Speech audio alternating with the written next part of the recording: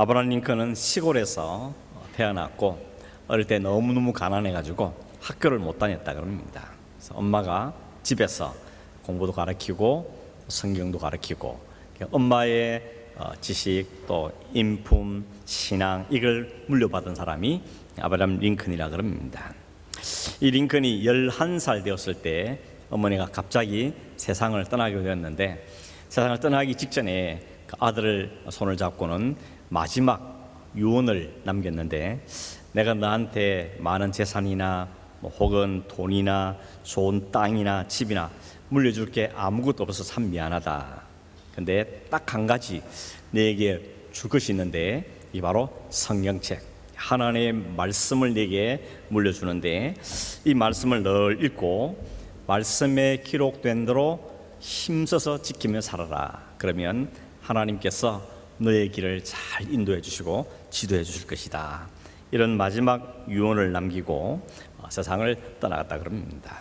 이 링컨이 이 어머니가 남긴 유언을 꼭 가슴에 간직하고 늘 매일같이 하나님 말씀 읽는 것을 열심을 기울이고 결국 그렇게 말씀을 따라 살다가 결국 우리가 아는 것처럼 미국의 대통령도 되고 또 여러 가지 훌륭한 일을 많이 했다 이런 이야기를 하고 있습니다.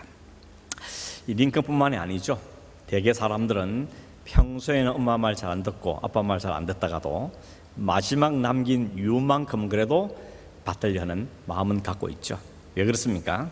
마지막 부탁이기 때문에 그렇죠. 마지막 부탁. 살아가기 전에 참 말도 잘 안 들었는데 마지막 부탁만큼은 들어야 되겠다 이런 마음이 사람들 마음속에 다 있는 것 같습니다. 그 마음 때문에 낭패를 겪은 게 있죠. 청개구리. 그렇죠? 청개구리는 잘 아시겠지만 청개구리는 엄마 개구리가 하는 말을 꼭 반대로 하다가 엄마가 죽으면서 나를 시냇가에 꼭 묻어달라 부탁을 듣고는 진짜 시냇가에 묻어버렸죠.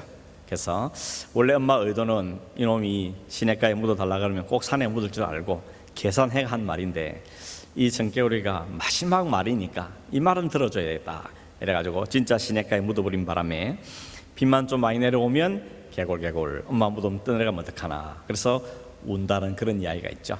그래서 참 말 안 듣는 아이나 사람 보면 뭐라 그럽니까? 참 하는 짓이 청개구리 같다 이렇게 이야기를 하고 있는 것입니다. 신명기라는 게 모세의 유언과 같은 말씀이거든요. 이스라엘 백성들에게 마지막 모아놓고 당부한 마지막 부탁이다 이렇게 말할 수가 있습니다. 이런 모세가 누굽니까? 모세는 이스라엘 백성들을 애굽의 바로에서 이끌어내서 광야 40년을 통과한 다음에 지금 하나님이 약속하신 땅 앞에 딱 서가지고 이 백성들에게 이 강을 건너면 하나님이 약속한 땅이다 여기까지 이끌어온 사람이 모세였습니다. 그렇지만 사실은 이 모세의 말을 잘 따라하면 백성들이 그렇지는 않았죠. 모세 입장에 생각하면 내가 뭐 하고 싶다고 한 것도 아니고 또 내가 젊었을 때도 아니고 나이가 80이 넘어서 이 백성을 이끌어 간다는 게 상상도 할 수만큼 힘든 일이었습니다. 뭐 조그만 문제가 생기면 모세가 따지고 문제가 좀 커지면 돌을 집어들어서 모세를 때려 죽이겠다고 이렇게 덤비는 이 백성들 앞에서 참 모세가 하나님께 하소연도 하죠. 불평도 하고 아예 처음부터 나 못합니다. 내가 무슨 말을 잘하는 것도 아니고 내가 지금 뭐 젊은이도 아니고 내가 뭘 하겠습니까? 그러면서 하나님 앞에 못한다고 버텼지만 하나님은 화를 내면서 내가 가는 보내는데 왜 안 가냐? 내가 함께 갈 테니 가라. 그러면서 그걸 억지로 등 떠밀어서 여기까지 오게 된 것입니다. 그래도 감사한 것은 하나님께서 말씀하신 대로 애굽에서 여기까지 오는 동안에 하나님이 늘 함께 계셔가지고 정말 기적적인 40년을 보냈던 것이죠. 여러분 말이 40년이지 40년이 결코 짧은 세월이 아니지 않습니까? 그 40년을 광야에서 지냈습니다. 애굽에서 백성을 끌어내는 것도 힘겨운 일이었지만 그 척박한 땅에서 농사도 지을 수 없고 뭐 가축을 기르기 힘든 그 땅에서 40년을 그것도 무려 한 200만 명쯤 되는 어마어마한 백성을 거느리고 40년을 버틴다는 것은 정말 기적이었던 것입니다.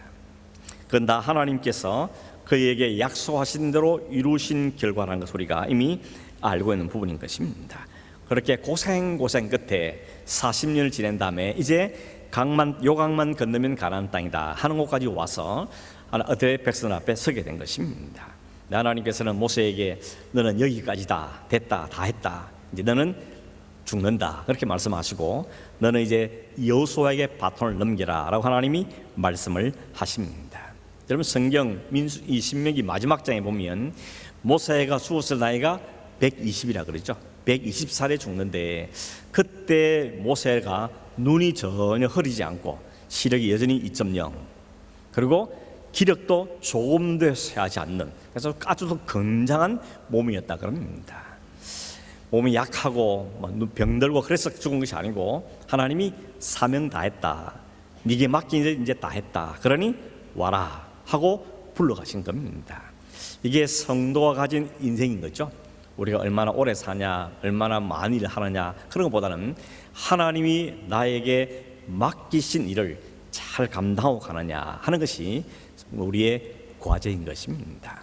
내가 할 일을 하나님께 받은 사명 다 했으면 그 나이가 언제든지 간에 나이가 많든지 적든지 건강하든지 안 하지 그것은 큰 의미가 없다는 것을 보게 되어지는 것입니다. 모세는 그런 점에서 아주 또 건강하고 눈도 말짱하지만 하나님이 이제 그만됐다 그러니까 그 말에 순종을 합니다. 그러면서 백성들한테 불러놓고 이제 너희들이 이 땅을 건너서 건너가라 라고 말하는데 그렇게 가나안 땅에 들어갈 백성들을 가만 면면을 살펴보니까 이게 참 기가 막히는 겁니다. 걱정이 앞서는 것입니다. 여러분 모세만큼 이스라엘 백성들의 사정을 잘 아는 사람도 없죠. 40년을 리더로 그들을 데리고 다녔으니까 얼마나 속속들이 잘 알겠습니까? 어느 누구보다 이 백성들에게 잘 아는 백성이 모세가 보기에 이 백성들은 또한 얼마나 속을 썩인 사람들인지도 잘 알고 있습니까? 꼭 청개구리처럼 말씀을 주도 반대, 명령해도 돌아서고 늘 청개구리 같은 삶을 살아온 이 백성들을 보내면서 그 마음에 염려가 되었던 것 같습니다. 사실 하나님도 모세와 마음이 별로 다르지 않았습니다. 13절 말씀에 보시면, 자막을 한번 보시면 13절에 보면 하나님께서 모세에게 말하는가 하면 내가 이 백성을 보니까 목이 곧은 백성이다 이렇게 말합니다. 목이 곧단 말은 목이 바르다 그런 의미가 아니고 마치 기부스를 해가지고 목이 움직이지도 않는, 제대로 움직이지도 않는, 돌아가지도 않는 그런 상태를 이야기하는 것입니다. 하나님 말씀하면 예 하고 머리를 숙여 순종해야 되는데 뻣뻣해가지고 들은 척도 안 하고 그냥 지 고집대로 사는 상태, 이게 바로 목이 곧은 상태라는 것입니다. 24절에 보면 이렇게 말하죠. 내가 너희를 알던 날부터 너희가 항상 여호와를 거여하여 왔느니라. 이 보면 항상이라 그러죠. 항상 한 분 두 분도 아니고 하나님 말씀하면 항상 하나님 말씀에 거여겠다 그럽니다. 7절에도 너희가 애굽 땅에서 나오던 날부터 이곳에 이르기까지 늘 여호와를 거여하였다. 이런 표현이 참 기가 막힌 표현이지 않습니까? 충격적인 표현이 아닙니까? 하나님 백성인데 하나님 말씀을 항상 거역하고 늘 거역했다는 것은 얼마나 안타까운 일입니까? 이 9장에 들어와서 모세는 이스라엘에서 얼마나 하나님을 화나게 만들었는지, 얼마나 하나님을 경노하게 만들었는지 그 이야기를 조금 하고 있습니다. 그래서 9장에 보면 몇 개의 지명이 나오죠. 그 중에 첫 번째가 뭔가 하면 시내산이었습니다. 여러분 시내산에서 무슨 일이 있었습니까? 광야에서 나온 지 한 1년쯤 지난, 한 1년 6개월쯤 됐을 때 시내산 아래까지 도착했는데 하나님께서 백성들은 산 아래에 있고 모세만 올라와라. 그래서 모세가 산 위로 올라가죠. 하나님이 빽빽한 구름 가운데 영광 가운데 그 산에 임재하시고 백성들은 그 산을 쳐다보면서 와 하나님 임재하셨구나 이러고 있고, 그러나 아무도 접근하지 못하게 한 다음에 모세만 올라오게 하셨습니다. 그러면서 며칠 있었습니까? 40일 동안 40일 밤낮을 하나님과 모세가 딱 독대하고 하나님 모세에게 네 백성, 이 하나님의 가나안 땅의 백성들은 앞으로 하나님의 선민으로서 이렇게 살아야 된다. 그러면서 하나님께 이렇게 예배드리고 이렇게 절기를 지키고 생활은 이렇게 규칙을 지키고 라고 그걸 40일 동안 하나님이 모세에게 알려줍니다. 모세는 잘 듣고 잘 받아쓰고 그렇게 40일을 보내게 된 것입니다. 이런 있는 동안에 산 아래에는 무슨 일이 벌어졌습니까? 아니 우리를 인도했던 모세가 산에 올라가더니 40일 전에 내려오지도 않고 어찌된지 모르겠다는 겁니다. 그래서 사람들이 몰려가서는 아론에게 가서 우리를 앞으로 인도할 신을 만들어내라 라고 요청했고, 아론이 너희들 갖고 있는 금붙이를 다 가져와라. 그 금을 갖고 녹여서 만들어낸 게 뭐였죠? 금송아지였죠. 금송아지를 만들어 놓고 뭐라 그럽니까? 이가 우리를 애굽에서 인도해낸 신이다 라고 이야기하는 것입니다. 이게 말이 안 되는 이야기인 것이죠.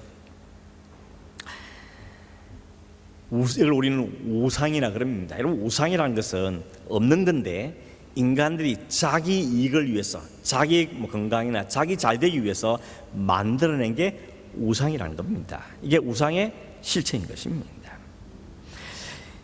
모세가 산 위에서 40일 머물 동안에 산 아래 이런 일이 벌어졌던 것입니다. 하나님께서 그 모든 걸 다 보셨습니다. 그리고 그들이 하는 말을 다 들으셨습니다. 듣고 보신 하나님이 모세에게 이렇게 말하죠. 오늘 12절 말씀을 읽어보면 이렇게 되어 있습니다. 일어나 여기서 속히 내려가라. 내가 애굽에서 인도해낸 네 백성이 스스로 부패하여 내가 그들에게 명령한 도를 속히 떠나 자기를 위하여 우상을 부어 만들었느니라. 여기에 주목할 단어가 뭐라 그럽니까? 네가 인도해낸 네 백성이라고 말한다는 것입니다. 여러분, 이스라엘 백성이 모세의 백성입니까? 하나님 백성입니까? 하나님 백성이죠. 출애굽기 5장 1절에 뭐라 그랬습니까? 하나님이 모세에게 바로한테 보내면서 이렇게 말하라 그럽니다. 이스라엘 하나님 여호와께서 이렇게 말씀하시기를 내 백성을 보내라. 그들이 내가 지정한 곳에 가서 나를 제사할 것이다. 이 하나님의 선언이었습니다. 내 백성이라는 겁니다. 바로한테 내 백성이니까 손대지 마라. 이제 더 이상 괴롭히지 마라. 이들은 내가 나를 예배하기 위해서 내가 선택한 내 백성이라고 하나님 분명하게 선언하셨습니다. 그런데 오늘 신명이 오니까 내 백성이라고 모세야 네가 인도해낸 네 백성이다 라고 말씀하는 것입니다. 왜 이렇게 말씀하실까요? 기분 나쁘다는 거죠. 내 백성이 아니라는 겁니다. 내 백성 하기 싫다는 겁니다. 이게 하나님의 지금 마음의 감정의 표현인 것입니다. 산 위에 하나님이 모세를 만나서 이 백성을 어떻게 인도해 갈지, 어떻게 제사할지, 어떻게 절기를 지킬지 상세하게 말씀하고 있는데 이들은 산 아래에서 우상을 만들어 놓고 그 앞에서 제사하고 뛰놀고 있으니 하나님 얼마나 속이 상하겠습니까? 하나님 말씀하는 겁니다. 모세야, 네 백성 이렇게 말하는 겁니다. 우리도 그럴 때 있지 않습니까? 자식이 너무 말 안 들으면 이제 내 자식 하지 말자 이런 마음 들 때가 있죠. 자, 여러분 그런 적이 없습니까?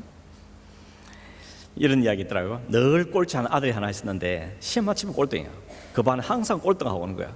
이게 아버지가 너무 속이 상해가지고 야 이번 시험, 다음 시험에 내일 시험 치른다는데 이번 시험에 꼴찌만 면하면 내가 네 소원을 하나 들어주겠다. 이렇게 이야기한 겁니다. 그러더니 대신에 이번에도 꼴찌하면 이제 너 내 아들 아니다. 이렇게 이야기를 했다는 겁니다. 그 다음날 시험을 쳤습니다. 학교에 집에 돌아왔습니다. 아버지가 궁금했겠죠? 아들아 시험 어땠냐? 라고 물었더니 아들이 뭐라는지 아십니까? 아저씨 누구세요? 그러더라는 것입니다. 아들 아니라 그랬더니 또 꼴등하고 온 것 같습니다. 하나님을 두고 우상에게 절하고 있는 이 이스라엘이 얼마나 괘씸한지, 얼마나 화가 치밀는지 하나님은 모세에게 네 백성이다 이렇게 말씀하시면서 14절에 보면 이렇게 말합니다. 나를 막지 마라.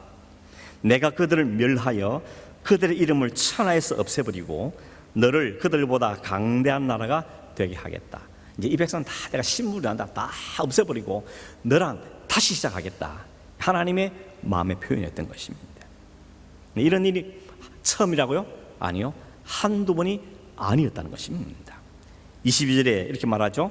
다베라와 마사와 기브롯 핫다와에서도 여호와를 경노하게 하였느니라. 23절 가면 가데스 바네라는 지명도 나옵니다. 이 9장에 지명이 4개가 나오는데 이 지명은 어떤 지명인가 하면 여호와를 경노하게 만들었던 장소, 그 이름을 지금 이야기를 하고 있는 것입니다. 다베라는 민수기 11장에 나오는데 민수기 11장 1절에서 3절에 보면 이렇게 말씀합니다. 제가 읽어드립니다. 여호와께서 들으시기에 백성이 악한 말로 원망하매 여호와께서 들으시고 진노하사 여호와의 불을 그들 중에 붙여서 진영 끝을 사르게 하시매 백성이 모세에게 부르짖음으로 모세가 여호와께 기도하니 불이 꺼졌더라.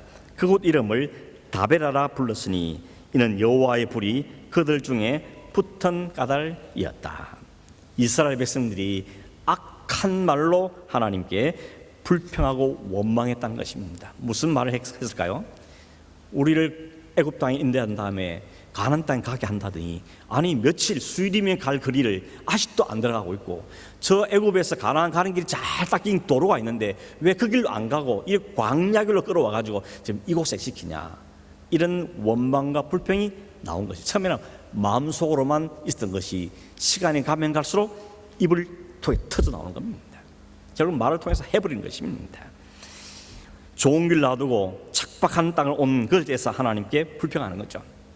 하나님 인도하신 게 뭐 이러냐, 좋은 길이 아니고 이렇게 나쁜 길 인도하게 우리 왜 인도해냈냐, 이러면서 마음의 불평을 쏟아내는 것입니다. 그러나 사실 그동안의 과정을 돌아보면 지나간 한 2년 정도는 기적적인 삶을 살았습니다. 바로를 꺾은 것도 기적이고 홍해를 가른 것도 기적이고 매일 아침 만나를 주신 것도 기적이고 농사도 지을 수 있는 이 땅에서 200만 명이 40년을 버틴다는 이건 기적 중에 기적이 아니십니까? 우리가 너무 많이 들어가지고 그냥 예사롭지 않게 생각하는데 여러분 한번 생각해 보십시오. 풀도 별로 없는 그 광야에서 200만 명이 40년을 살았다, 버텼다. 이건 기적 중에 기적인 것입니다. 그들에게 먹을 것 하루도 빼놓지 않고 주셨습니다.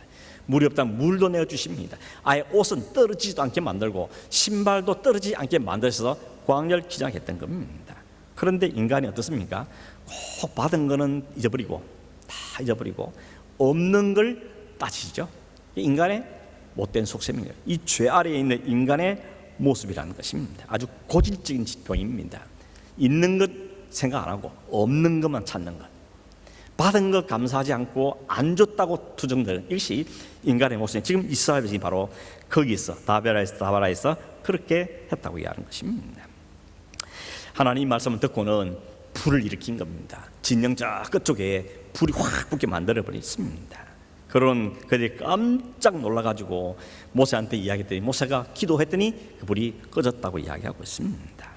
그곳을 다베라 뜻이 불세운다, 불태운다는 뜻을 갖고 있는 것입니다. 그 다베라가 바로 하나님께 원망과 불평을 쏟아놓다가 하나님의 진노의 불을 경험했던 곳이 바로 이곳이라는 것입니다. 두 번째 마사라는 곳은 출애굽기 17장에 나오는 곳인데 여기서 어떤 일이 있었는가 하면 이스라엘 백성이 광야길을 가다가 머리바라는 곳에 도착했을 때 물이 떨어졌습니다. 백성들이 물이 없으니까 또 모세를 찾아왔습니다. 모세 삿대질 하면서 물 내놔라, 물도 없는 땅에 우리를 인도해가지고 왜 이렇게 고생이 많느냐, 그러면서 모세에게 다툽니다. 그랬더니 모세가 하나님께 말하죠. 하나님 이 백성 어떻게 하면 좋겠습니까? 조금만 더 있으면 나 돌로 때려 죽일 것 같습니다 라고 하나님께 이야기했더니 하나님이 네가 들은 지팡이로 반석을 치라. 그러면 물이 나왔어. 이 모든 백성을 마시게 할 거다. 그래서 반석을 쳤더니 물이 나왔던 것입니다. 그곳 이름을 마사다 혹은 머리바라고 불렀는데 마사라는 뜻은 다툰다는 뜻이고 머리바는 시험한다는 뜻입니다. 하나님이 계신가 안 계신가 시험했던 장소, 그가 바로 마사라는 장소인 것입니다. 세 번째는 기브롯 핫다와인데 민수기 11장에 나오는 이야기입니다. 하나님이 광야 시작하면서 애굽에 가져온 음식이 떨어지자마자 하나님이 그 다음 날부터 아침부터 매일 아침마다 만나를 내려주시죠. 하늘에서 만나가 쏟아집니다. 밤에 내렸으니까 새벽에 내렸으니까 못 봐서 그렇지 그 봤다면 장관이었을 겁니다. 하늘도 만나가 매일 아침 하루도 그러지 않고 주일만 빼고 안식일만 빼고는 매일같이 광야가 내려서 200만 명이 하루도 굶지 않고 먹게 하셨던 것입니다. 근데 이 사람은 뭐라 그럽니까? 이제 질렸다는 겁니다. 물렸다는 거죠. 맨날 만나뿐이냐. 그래서 우리 애굽에서는 부추도 먹고 뭐 오이도 먹고 뭐 이랬는데 여기서는 맨날 탄수화물 먹냐, 좀 지방도 골골 섭취하고 뭐 단백질도 먹고 뭐 이래야 좀 살 텐데 맨날 탄수화물 뿌리냐 이러면서 불평을 쏟아놨던 것입니다. 모세가 기분 나빠하면 하나님께 말하죠. 하나님, 이 백성을 어떻게 하면 좋겠습니까? 이 백성을 먹일 만한 고기가 어디서 구하겠습니까? 그때 하나님이 그날 밤에 어떻게 했습니까? 동풍을 밤새도록 불어서 날아가던 메추라기 떼들이 다 이스라엘 진영에 떨어지게 만들죠. 수북히 쌓였습니다. 한 달 동안 이에 막 고기가 끼어 있을 정도로 실컷 먹었습니다. 그러나 여기에 불평하고 원망에 앞장섰던 사람들은 하나님이 죽이십니다. 그리고 그 이름을 기브롯 핫다아와, 탐욕의 무덤이라고 이름을 짓게 한 것입니다. 기브롯 핫다와는 하나님께 받은 것은 생각지 않고 욕심내고 탐욕을 부리고 했던 그들을 기억나게 하는 장소, 그게 바로 기브롯 핫다와라는 것입니다. 이런 모습이 이스라엘 백성들이 모습입니다. 여호와를 격동했다, 격노하겠다 만들었던 모습입니다. 그러나 이 이스라엘 백성을 우리가 욕할 수 없는 게 이게 우리 안에 있는 모습이기 때문에 그런 것이죠. 조금만 있으면 불평하고 원망하고 또 하나님 앞에 대해서 다투는 우리의 모습을 지금 보여주고 있는 것입니다. 또 하나가 23절에 나온 가데스 바네아인데, 이 가데스 바네아는 하나님을 경록했던 클라이막스, 절정의 장소가 가데스 바네아입니다. 가데스 바네아는 가나안 땅에 제일 가까이 갔던 곳이죠. 하나님 거기서 말씀하십니다. 이제 올라가라, 취하라, 내가 너희와 함께 하겠다 라고 말씀했는데, 백성들이 아니 하나님 스톱, 잠깐요, 우리 가기 전에 그 땅이 어떤 땅인지 한번 보고 오게 해달라고 스파이를 보내가지고 정탐꾼을 보내서 보고 오게 해달라고 그렇게 이야기하죠. 그래서 12명을 40일 동안 돌아보게 하죠. 그 와서 보고하는데 결과는 어땠습니까? 12명의 10명이 보고하기를 그 땅은 좋은지 몰라도 우리는 그 땅 못 차지합니다. 그 땅이 비어있는 땅이 아니고 이미 안악 자손들, 키가 2m가 넘는 이 장사 사람들이, 거인들이 살고 있는데 그들의 성변 하늘에 닿았는데 우리가 어떻게 그 차지합니까? 우리는 차지할 수 없습니다. 그럼 어떻게 하면 좋겠냐? 지금이라도 돌아갑시다. 애굽으로 다시 돌아갑시다. 모세를 제껴버리고 새로운 장관을 하나 세운 다음에 애굽으로 돌아가는 움직임이 일어나고 밤새 그들은 울며 통곡했다 그랬습니다. 여호수아와 갈렙이 아니라고, 하나님 우리와 함께 계시는데 하나님 우리 손을 붙이면 저도 우리 밥빛거리다, 올라가자 라고 말했을 때 백성들이 뭔 소리 하냐고 다 돌을 들고 여호수아와 갈렙을 때려 죽이려고 그랬습니다. 그 급박한 상황 가운데 하나님이 나타나시죠. 그러면 하나님 아주 무섭게 진노하십니다. 이렇게 말씀하셨죠. 이 백성이 어느 때까지 나를 멸시하겠느냐? 내가 그들 중에 많은 이적을 행하였으나 어느 때까지 나를 믿지 않겠느냐? 내가 전염병을 퍼뜨려서 다 죽이겠다. 모세에게 그렇게 말씀하시던 것입니다. 그런데 사실은 다 안 죽죠. 하나님이 몇 사람, 소수만 그들은 벌을 주시고 이스라엘 대부분의 사람들은 또 살려주시는 것입니다. 환경 때문에, 일 때문에 하나님께 불평하고 돌을 들은 사람들이 이렇게 한두 번이 아니었다는 것입니다. 늘 그랬답니다. 항상 그랬답니다. 조금만 있으면 그랬다는 것입니다. 하나님께서 너무 분노하셔서 이스라엘 다 멸해버렸다는 말을 하나님도 한두 번 하신 게 아닙니다. 이것들 멸해버리겠다, 이걸 진노하겠다, 불을 내리겠다, 하나님도 여러 번 말씀하셨는데 그래도 여전히 이 백성이 60만 명이 넘는 200만 명의 숫자가 아직도 그대로 이 가나안 땅 앞에 서 있다는 것입니다. 이렇게 된 이유가 뭐냐? 어떻게 이들이 살아남았느냐? 그 이유는 모세가 한 일 때문에 그런 것이죠. 모세가 어떤 일을 했습니까? 25절에 보니까 그때에 여호와께서 너희를 멸하겠다 하셨으므로 내가 여전히 40주 40야를 여호와 앞에 엎드렸다고 말합니다. 하나님이 화를 때마다, 하나님 진노할 때마다 이 모세가 한 일은 그 여호와 앞에 엎드렸다는 것입니다. 40일 밤낮을 엎드렸다는 이야기, 한두 번 나오는 게 아닙니다. 우리가 막 40일 금식 이런 이야기 하는데 모세는 이 40일 금식을 무슨 밥을 안 먹는데 밥 먹듯이 막 했던 게 이 모세의 모습이었던 것입니다. 떡도 안 먹고 물도 안 마시다 그럽니다. 완전히 굶으면서 하나님 앞에 엎드리기를 여러 차례 했다는 것입니다. 여러분, 시내산에서 금송아지 때문에 하나님이 진노했을 때 모세가 그 40주야를 엎드렸다 그랬습니다. 그리고는 그 금송아지를 완전히 불태워서 가루를 만들어서 시내에 뿌려버리고 하나님 용서해 주십시오 라고 그가 행동했습니다. 다베라에서도 악한 말로 불평하는 그 백성들 향해서 여호와의 불이 진영에 불탔을 때 모세가 하나님께 간절히 기도했더니 불이 꺼졌다 그랬습니다. 그때는 진영 끝에만 탔거든요. 다 안 태우고 끝에만 태우다는 뭡니까? 계속 말 안 들으면 다 태운다. 하나의 경고가 있는데 그때 모세가 엎드려서 구했던 것입니다. 마사에도 마실 물이 없다 그래도 그 백성들이 자기 돌을 던질 때 그들에게 싸우지 않고 하나님께 가서 말씀을 들었던 것입니다. 가데스 바네도 마찬가지입니다. 그들이 전염병 하나에 다 죽이다 그러니까 40일 밤낮 또 엎드려서 떡도 먹지 않고 물도 마시지 않으면서 하나님 앞에 이 백성들 위해서 기도했다는 것입니다. 이게 모세가 한 일이고 이 모세가 한 일 때문에 하나님은 백성들을 불쌍히 여기시고 긍휼을 베풀어 주셨다는 것입니다. 26절 28절에 보면 모세가 이스라엘 백성의 용서를 구하는 기도의 내용이 있는데 26절에 보시면 주의 백성 곧 주의 기업을 멸하지 마옵소서. 27절에는 이 백성의 완악함과 악과 죄를 보지 마옵소서. 하나님 이 백성들 멸하지 마십시오. 이들의 죄를 좀 보지 마십시오. 가려주십시오 라고 이야기하죠.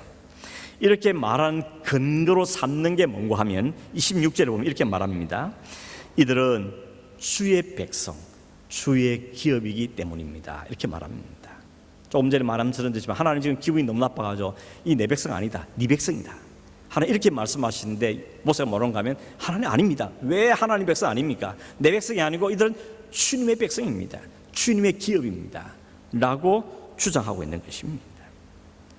더군다나 하나님이 큰 위엄으로 속량하셨고 강한 손으로 애굽에 인도해내신 주님의 백성입니다. 주님의 상속자, 주님의 기업입니다. 라고 이야기해요. 29절도 말하죠. 주의 큰 능력과 펴신 팔로 인도해내신 주의 백성, 주의 기업입니다. 하나님 내 백성 아닙니다. 주님의 백성입니다. 내 기업이 아니고 주님의 기업입니다. 그러니 주님 이들을 멸하면 안 되지 않겠습니까? 이렇게 호소하고 있는 것이죠. 27절에는 뭐라고 하면 아브라함과 이삭과 야곱을 생각하시라도 이들을 멸하지 마주십시오 라고 말합니다. 아브라함과 이삭과 야곱을 덜먹인 이유가 뭡니까? 오래전에 하나님께서 아브라함에게 이삭에게 야곱에게 약속하셨죠. 네게 나올 네 몸에 태어날 후손들, 그 후손들에게 내가 약속의 땅을 주겠다. 하나님이 약속하신 일입니다. 이 지금 모세가 말이죠. 하나님 그때 하신 약속, 언약을 기억하십시오. 생각하십시오. 하나님이 약속하셨습니다. 하나님이 언약하셨습니다. 하나님 이 백성이 바로 그 백성입니다. 아브라함과 이삭과 야곱의 후손입니다. 그러니 하나님이 약속하신 백성입니다. 그러니 이들이 지금 당장 하는 행동 보면 침멸당하는 게 마땅하지만 그렇게 되면 하나님께 언약이 무의로 돌아가는 거 아니겠습니까? 하나님 이들의 죄를 보지 말아 주십시오 라고 이야기하는 것입니다. 거기다 한 가지 더 붙이기를 하는, 만약에 하나님이 이 백성을 진멸하면 주변의 나라들이 뭐라고 말하겠습니까? 저 이스라엘의 신한 여호와라는 신은 능력도 힘이 없으니까 자 백성 다 죽였다, 광야에 다 죽게 만들었다, 저 신은 질투하시고 그건 막 분노 화를 내는 신이어서 자기 백성을 다 죽이는 신이었다고 이렇게 말하지 않겠습니까? 그러면 하나님의 이름, 하나님의 영광이 어떻게 되겠습니까?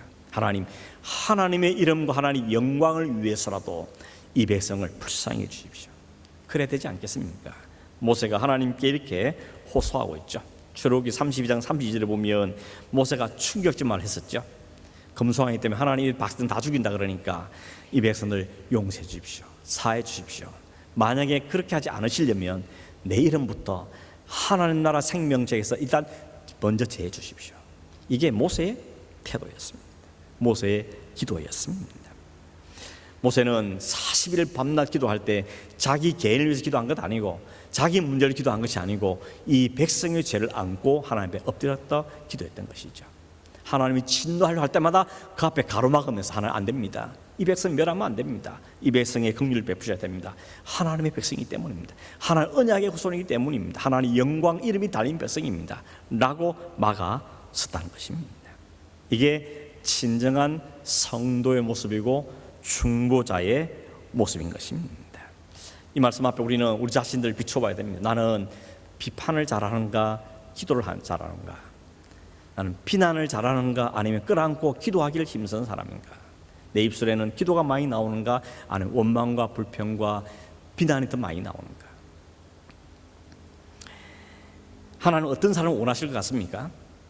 조금만 있으면 막 불평하고 엄마하고 남편 탓, 아내 탓, 자식 탓, 뭐 교회 탓, 나라 탓, 조상 탓, 그런 사람을 좋아하시겠습니까? 아니면 그 문제를 끌어안고 하나님 이 불쌍해 달라고, 이 문제를 해결해 달라고 하나님 엎드려 무릎 꿇는 사람을 하나님이 좋아하시겠습니까? 어떤 사람이 교회에 필요하겠습니까? 여러분 가정에 필요하겠습니까? 입만 열면 불평과 불만과 비난을 엎드리는 사람보다는 정말 이 문제 있을 때마다 이게 내 문제지, 이 가정의 문제가 나의 문제지, 이 교회 문제가 나의 문제지, 지금 이 시대 이 민족의 문제가 바로 나의 문제지, 그러면서 그걸 안고 하나님 앞에 40일이고 밤이고 낮이고 엎드려서 하나님의 은혜와 긍휼을 구하는 사람을 하나님이 원하시겠습니까? 오늘 우리는 어떤 사람입니까? 이스라엘 백성과 같은 사람들입니까? 아니면 모세와 같은 사람들입니까?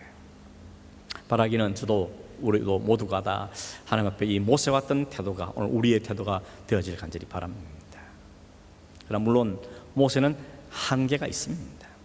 모세가 완벽한 중보자는 되지 못했죠.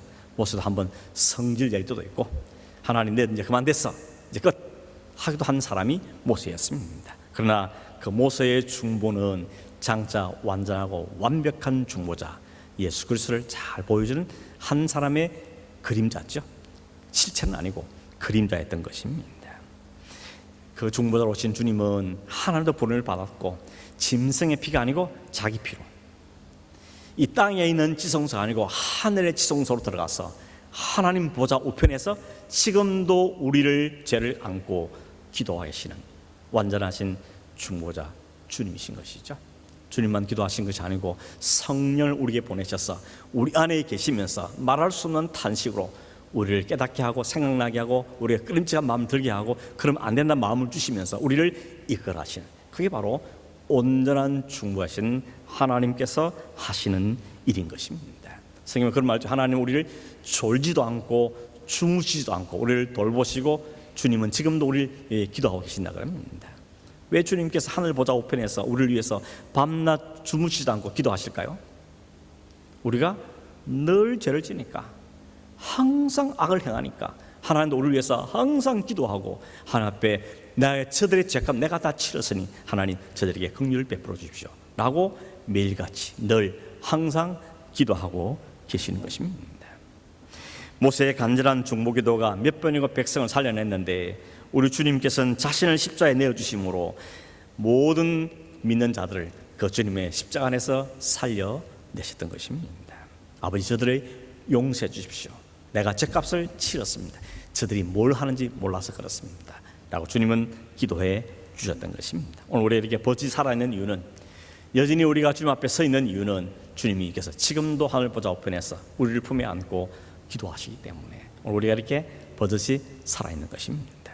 그렇다면 하나님 다시 나는 안 해도 된다, 그것이 아니고 주님의 마음 우리도 같이 품고 모세가 이 땅에 살며 살았던 그 중보와의 그 마음의 태도를 우리도 간직하고 오늘 내뿐만 아니고 우리 가정과 교회와 민족과 시대를 안섬에 안고 우리도 기도하는, 눈물을 뿔 수 있는, 금시하며 기도할 수 있는 주님의 마음을 품은 삶을 살아가는 우리가 되어야 할 줄로 믿습니다. 오늘 하나님은 그런 사람을 찾고 계신다고 믿습니다.